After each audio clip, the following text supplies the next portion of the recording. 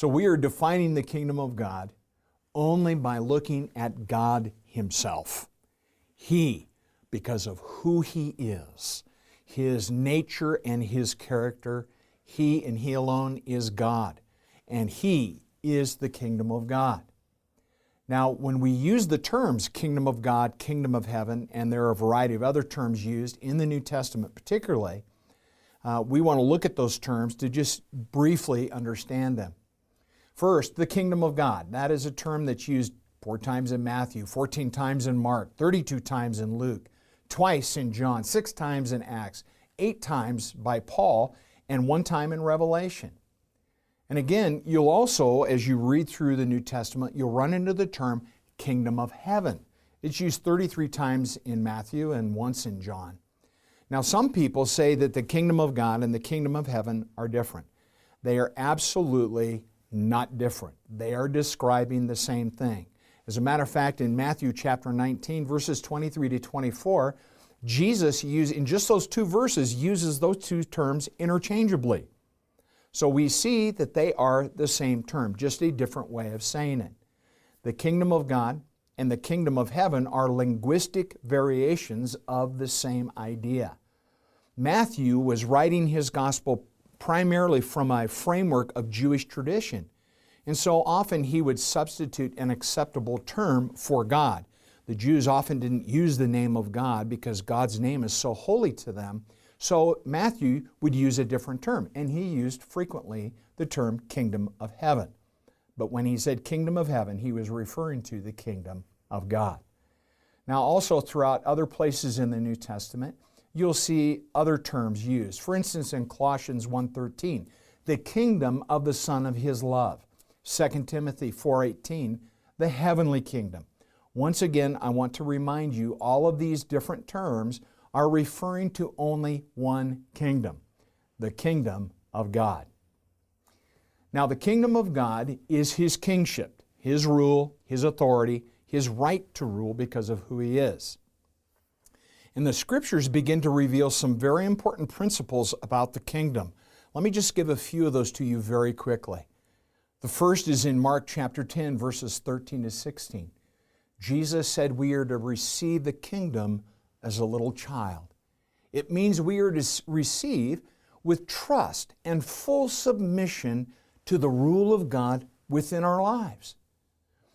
In Matthew 6:33, this is such an important verse. Jesus says that we are to seek first the kingdom of God and His righteousness. Seeking first means that the kingdom is the object of our seeking. It's not the church. It's not salvation in heaven. It is the rulership of the King within us. We are seeking God's true righteousness by embracing His rule and authority and reign in our hearts and lives.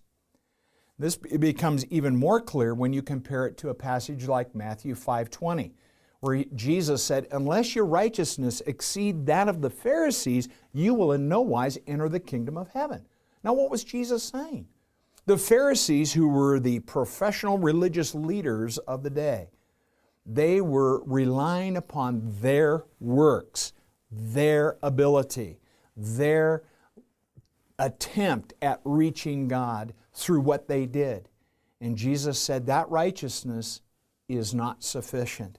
You must have a greater righteousness, a righteousness that is based on seeking God Himself and bringing and allowing and believing in His rule and reign in our hearts. Now, apart from the reign of God, heaven is meaningless. It is empty. It is a wishful notion of some better place. Heaven is about being in God's presence. Wherever God's presence is, there is His kingdom.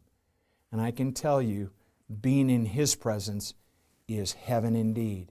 When we as pastors and leaders, when we do everything we can and with our submission, our worship, our hearts turned in faith towards God, and begin to make place for the presence of God in our midst, you are literally welcoming heaven.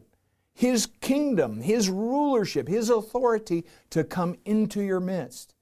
And it's His kingship, His kingdom that changes people's lives. And God can do more in 1 minute, and being in His presence can change people more in 1 minute than all of our sermons, all of our song lists, and everything else that we try to do. Jesus wants to reveal His kingdom to you and I. God is our King. His kingdom is all about His rule, His reign, and authority, not just in heaven, but here on earth as well.